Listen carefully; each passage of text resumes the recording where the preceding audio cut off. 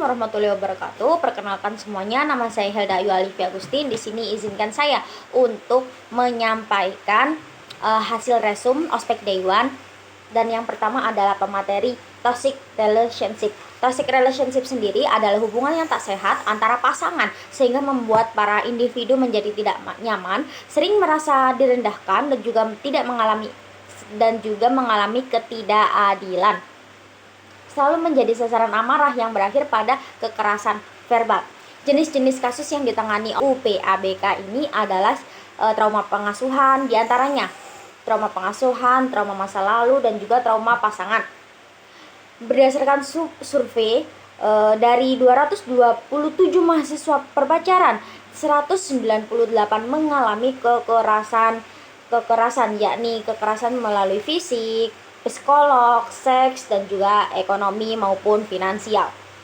Ada pula sosialisasi pencegahan dan penanganan kekerasan, yakni dengan kasus yang ditangani oleh UPABK ini adalah lebih dari 44 diantaranya adalah kekerasan seks dalam berpacaran. Antaranya ada bullying dan juga ada cyberbullying. Ada pula tahapan penanganan dari kampus untuk atas pelaporan bullying adalah yang pertama adalah bisa mengisi link aduan, dan yang kedua adalah akan dipanggil para pelapor dan juga para saksi sehingga nanti dibentuknya sanksi. Yang poin paling ringan adalah teguran secara lisan maupun tertulis, yang kedua adalah skorsing, dan yang terakhir adalah drop out.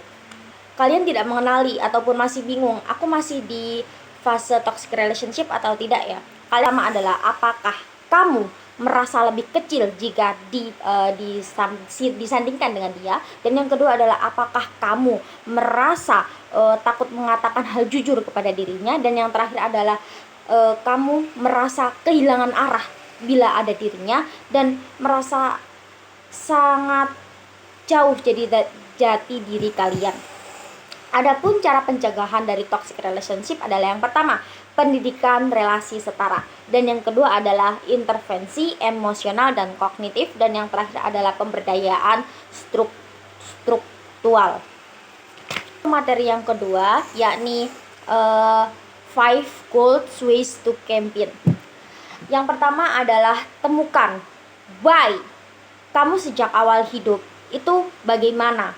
Itu jelas tanpa arah dan itu seperti kapal tanpa kompas. Dan yang kedua adalah kuasai diri. Bukan hanya ilmu, tetapi skill akademik penting dan karakter mindset jauh lebih mahal harganya.